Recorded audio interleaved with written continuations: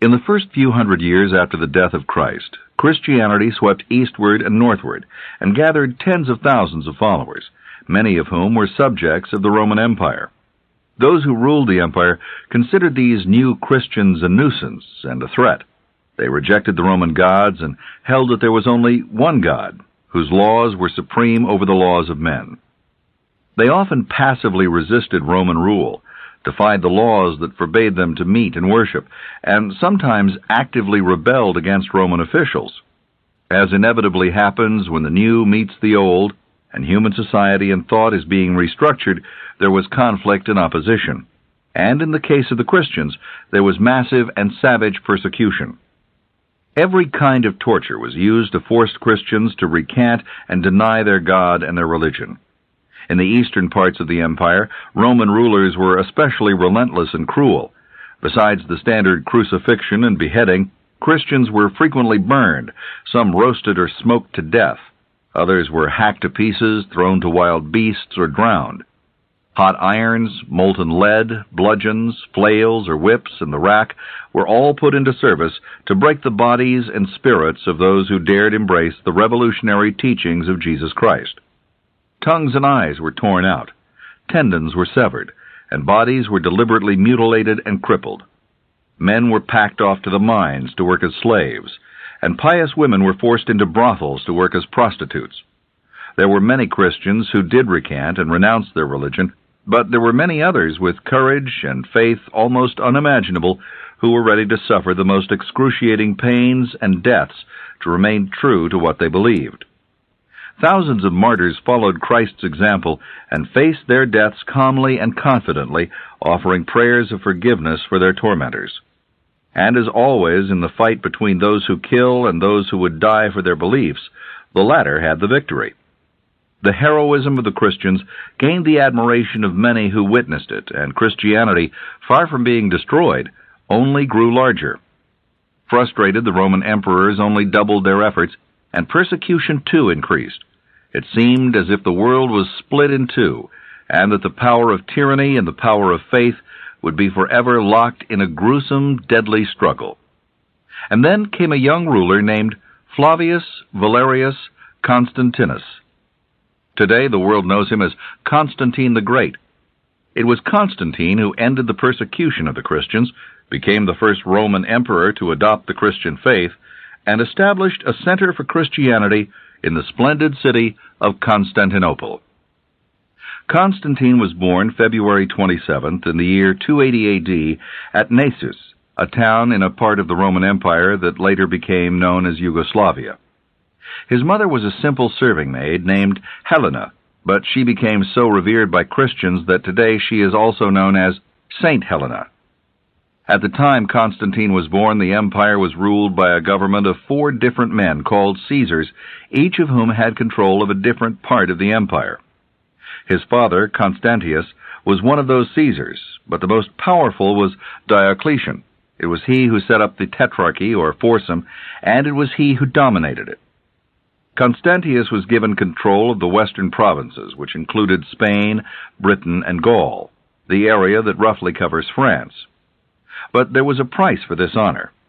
First, Diocletian required him to give up his wife Helena and marry the daughter of a high Roman official. And secondly, Diocletian insisted on keeping his son Constantine hostage at his own court to guarantee Constantius' loyalty. As his father marched off to suppress rebellions in his section of the empire, young Constantine remained behind in the palace of Diocletian, where everyone assumed he would someday succeed his father. Meanwhile, he pursued his studies, received thorough military training, and traveled with Diocletian through the eastern part of the empire. Even as a boy, everyone who met Constantine was impressed by him. A future biographer who met him in Palestine when Constantine was only 15 talked about his noble carriage, his air of authority, and a look that could only be defined as spiritual. Already he was known for his wisdom and his love of literature. He spoke both Latin and Greek, but always used Latin in his writings and, as he grew older, his speeches. By the time he was a young man, Constantine had done military service in Persia, Egypt, Asia, and on the Danube. This life in the center of Roman politics and with its wide travels gave him a sophisticated knowledge of the empire. It also gave him firsthand a view of the persecution of Christians. From the beginning he was repelled by the cruelty of it and struck with its wastefulness. To him, such persecutions alienated an increasing number of Roman citizens and deprived the state of the services of some of its most courageous and capable people. He had known many Christians at the palace, among the servants. He knew upper-class Romans who held Christian views, and his own father staunchly refused to persecute them. Constantine knew Christians well and shared none of the prejudices of the Roman rulers. By the early 300s, when Constantine was in his 20s, Rome was immersed in yet another vicious power struggle. Diocletian had abdicated, and another Caesar, named Galerius, was fighting for supreme control. One of his aims was to get rid of young Constantine, who had been raised to succeed his father as Caesar of the Western Empire. When Constantius asked that his son be sent west to help him in his campaigns, Galerius began to plot to have Constantine delayed or even killed along the way. The idea of father and son joining forces was far too threatening to him. What he hadn't reckoned on, however, was Constantine's energy and cleverness. The young man snuck out of the palace in the middle of the night and raced, on horseback, across the lands Galerius controlled, killing the horses at each outpost along the way so no one could follow him. He met up with his father in Bologna in the year 306 when he was 26 years old. The reunion was to be brief. Constantine joined his father on one campaign against invaders in Britain, and then they withdrew to their headquarters in York. Only a few months later, Constantius died, and his soldiers did the logical next thing. They hailed his son Constantine as emperor. The news that the army in the west had proclaimed Constantine as Caesar did not make Galerius happy. He responded by promoting one of his own men to the rank of Augustus, a position which had more power than a Caesar. This encouraged rival Caesars to also proclaim themselves Augusti, until finally Rome found itself with 4 Augusti in the west and 2 Augusti in the east. It was a big empire, but it wasn't big enough for the egos of 6 Augusti, and something had to give. Inevitably, these 6 men began killing each other off and making alliances with other groups they thought could help support them. One of these groups was the Christians. For a brief time, all persecution of Christians came to a halt, while Roman rulers used them for support in their struggles for power. One ruler who didn't survive the struggle was Galerius, the man who had held Constantine hostage all the years his father was in the West.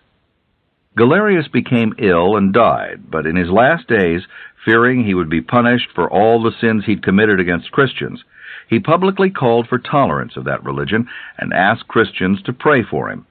The calls for tolerance were ignored. Whether the request for prayers was ignored, we don't know. We do know that Christians everywhere hailed his death as a blessing from their merciful God. With Galerius gone and a few others defeated in the fights for power, there were now only 3 Augusti left. In the fallout from these chaotic struggles, one Augustus named Maximian fled to Gaul and took refuge with Constantine. So pleased was he with Constantine's hospitality that he named him, too, an Augustus, and also gave him his daughter Fausta as a wife.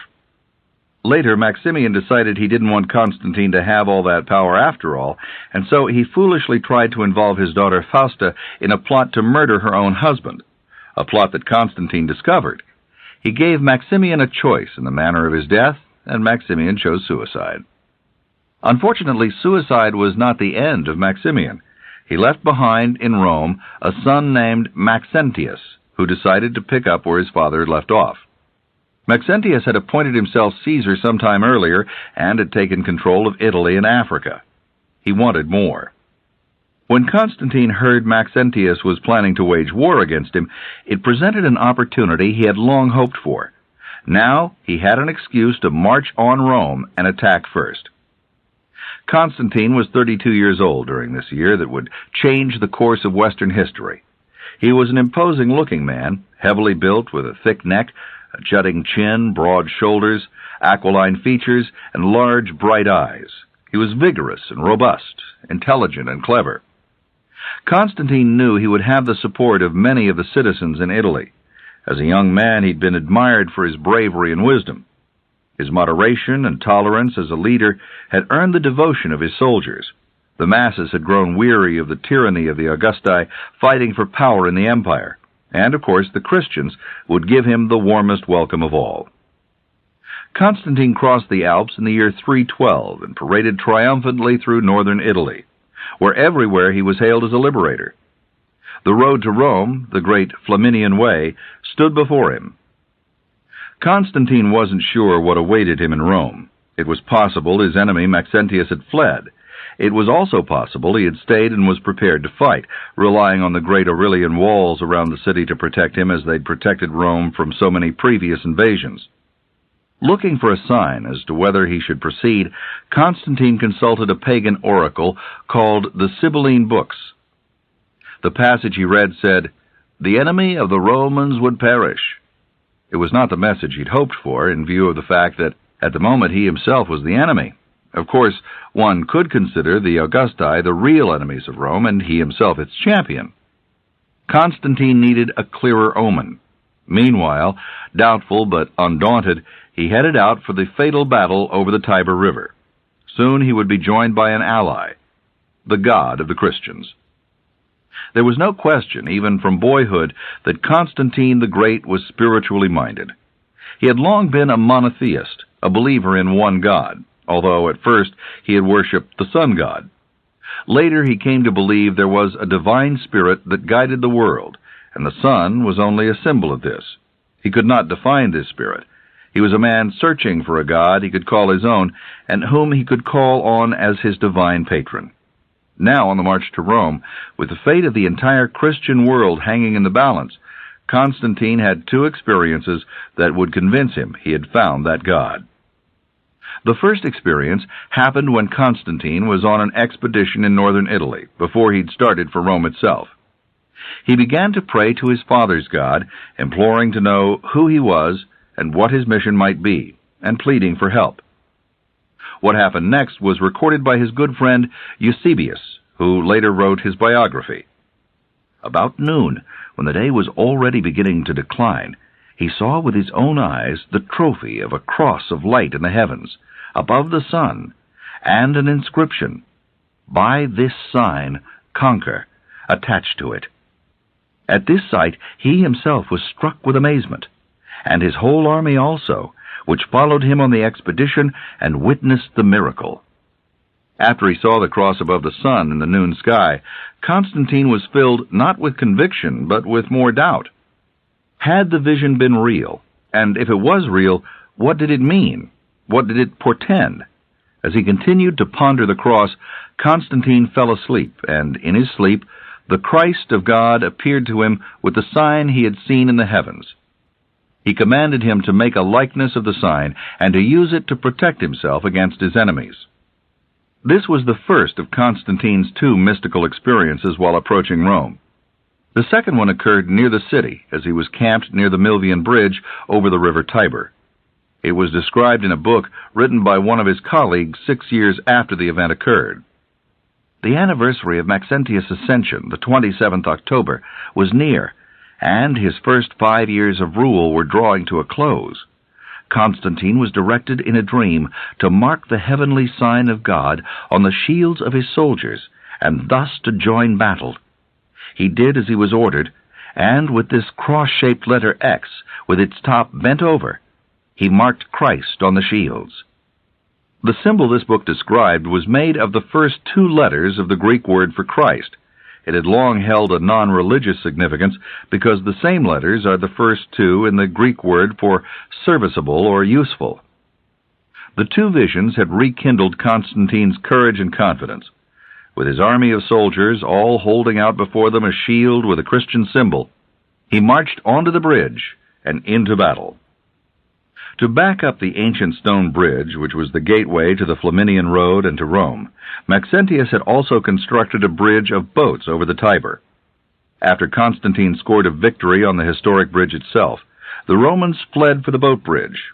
As Constantine and his men watched, the entire bridge of boats collapsed, and most of the retreating army drowned. Maxentius was dragged down into the river mud by the weight of his own armor and died at the bottom. Even Constantine hadn't dared expect a victory of such stunning magnitude and such profound implications.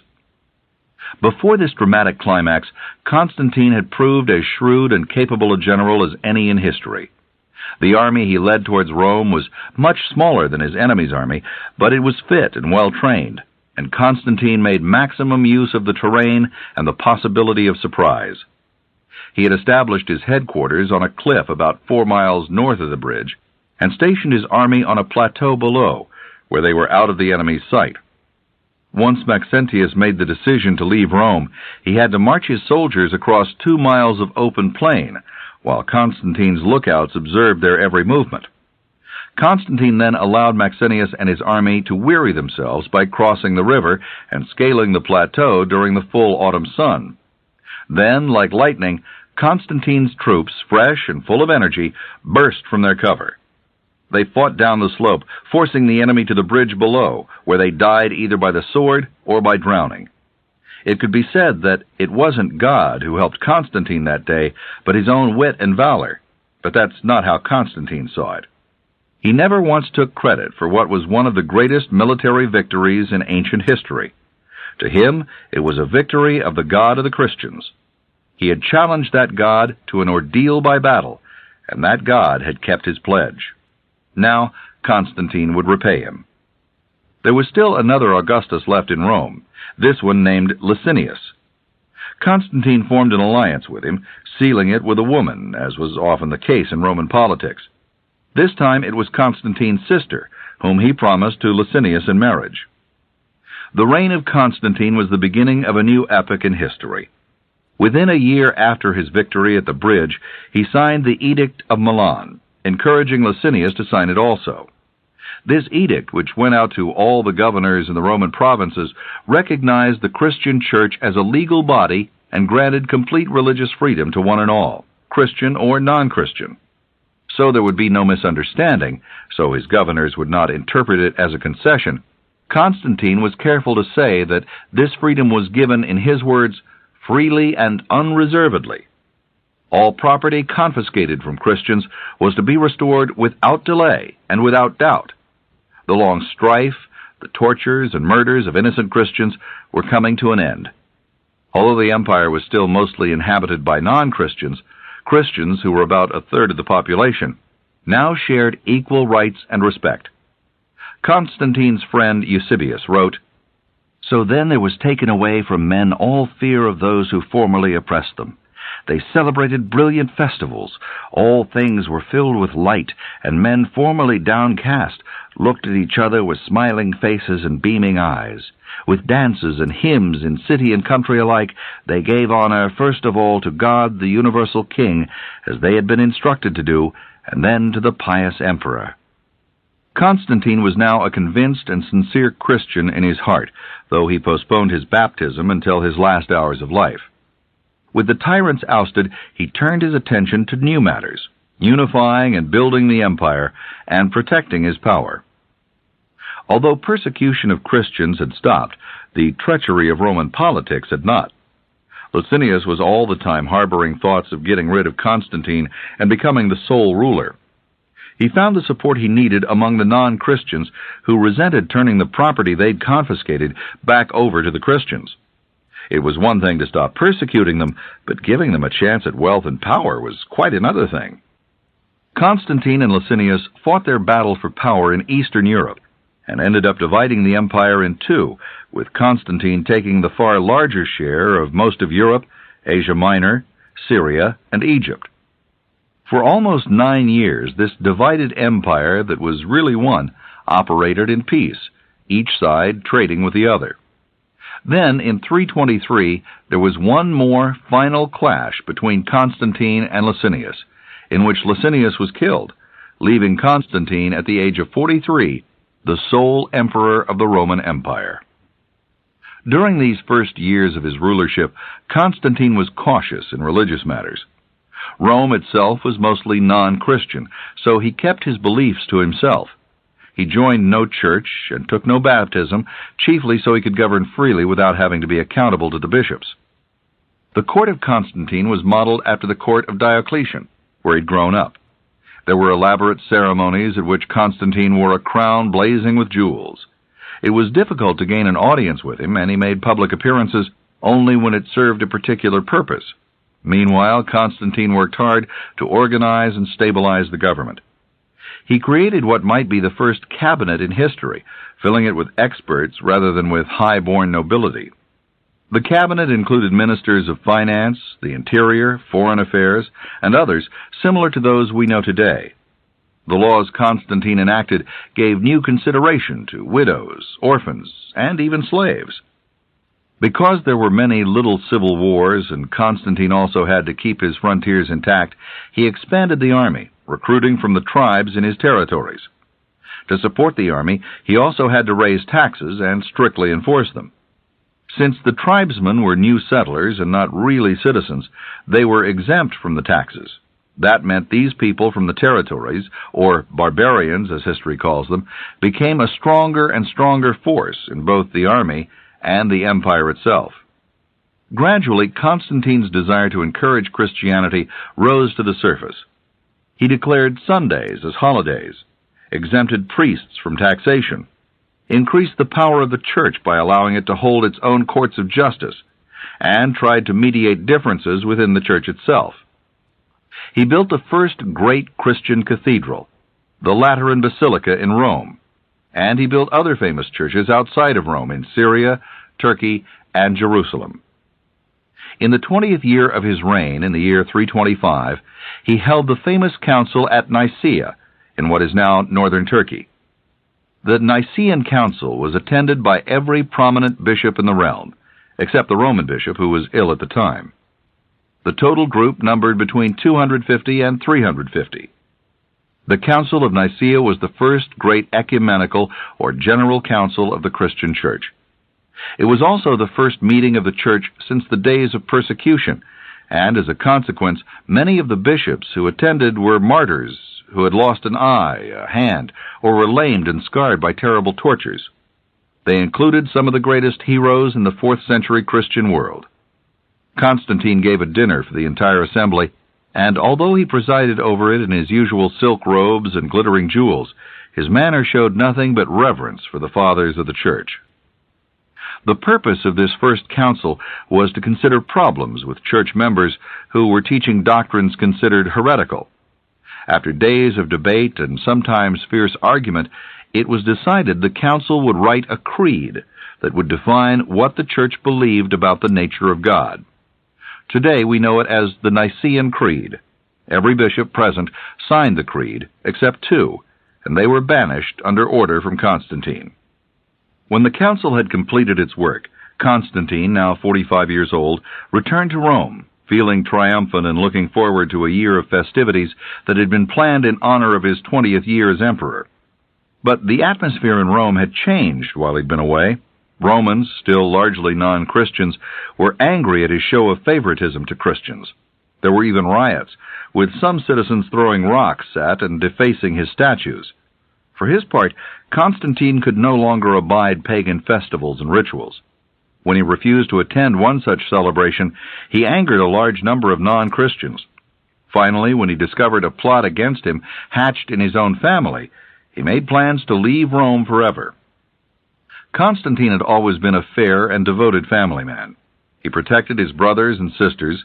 He was especially close to his mother, Helena, whom he'd made an Augusta or Empress, and he treated all his children alike, making each one a Caesar, even though some were only children. His oldest son, Crispus, was an excellent soldier and speaker, and had already made a name for himself in the empire. The only problem in this happy domestic scenario was Constantine's wife, Fausta, the daughter of the ambitious Maximian, who had plotted against Constantine back in the early days of Gaul and had been forced to commit suicide. Crispus was not Fausta's son. He was the child of an earlier relationship Constantine had had with a concubine. Therefore, Fausta resented his popularity and feared he stood in the way of her own children's chances for success. She managed to convince Constantine that Crispus was involved in a conspiracy against him, and the young man was put to death. Shortly after, it was revealed that Fausta had lied, and she too was executed. Haunted by these events of betrayal and deceit, grieving over the loss of both his wife and son, and disgusted with the hatred and paganism of Rome, Constantine left in search of a site for a new capital city. His mother, Helena, left with him, but they split ways when she decided to travel to the Holy Land. There, at the age of 80, Helena established magnificent churches and benevolent charities, and devoted herself to uncovering relics of the Holy Age. For her achievements, she was later raised to sainthood. Constantine looked for his capital among several eastern cities, until he settled on Byzantium, a city founded 1,000 years before by the ancient Greeks, and now in a state of near ruin from the wars it had endured for over a century. But the city was on a beautiful and strategic site. It had 2 harbors, it made a bridge between Asia and Europe, and it was in a position to control the trade between the Mediterranean and Black Seas. Constantine had found his capital.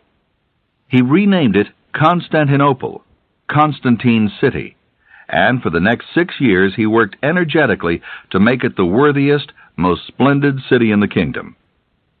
The artistic treasures of Greece were ransacked, as they had been many times before, and shipped to the new capital. A statue of Apollo, supposedly made by the famous Greek sculptor Phidias, was chosen to represent Constantine. Its head was removed, and one of Constantine's was put in its place. Important officials in the empire were offered new houses and other rewards to migrate to Constantinople. 2 churches were built, one dedicated to Irene for peace, and one to St. Sophia for wisdom. In this capital there was no amphitheater, as there had been in every other great Roman city, and where for many years Romans gathered to watch Christians being put to death. But there was a hippodrome for sporting events, especially chariot races.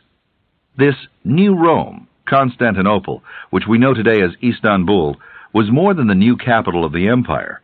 It was a symbol of Christian triumph. Constantinople itself remained a center of power for over 1,000 years. And Christianity, formerly a minority sect, was now the official religion of the empire.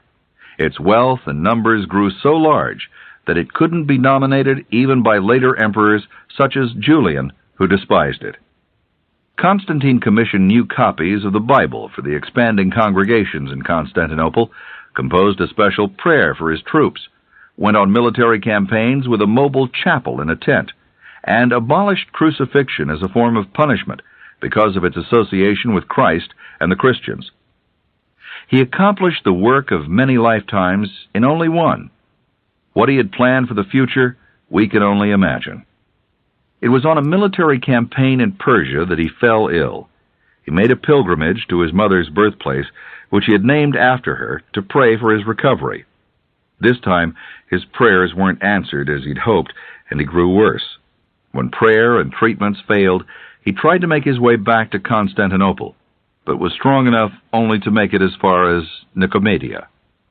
Finally, Constantine prepared for the baptism he had delayed for so many years. It had always been his wish to travel to the Holy Land and be baptized in Jordan, but now that wasn't possible. Instead, with time of the essence, the nearest bishop was called, and Constantine exchanged his royal purple robes for the white robes of a neophyte.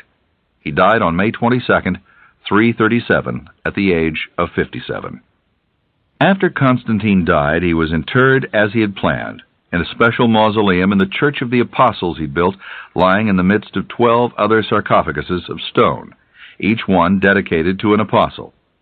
Whether he actually considered himself the 13th apostle, as some have guessed, or whether he simply wanted to be among those who dedicated themselves to the same cause he had, is a matter of conjecture. On the foundation Constantine had built and left behind, a Byzantine culture arose and civilization moved forward into its next epoch, the Middle Ages.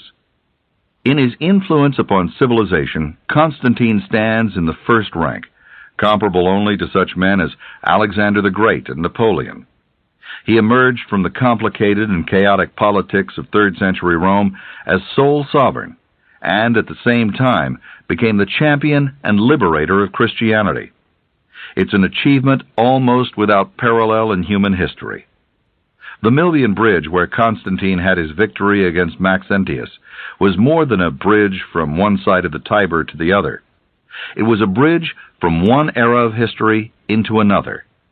Across that bridge, humanity passed from an age of tyranny and persecution into an age of religious freedom, from an age of paganism into the age of Christianity. Although there would be persecution again, and there would be other struggles for freedom, there would also be a continuing line of liberators to carry on the spiritual heritage of men like Constantine the Great.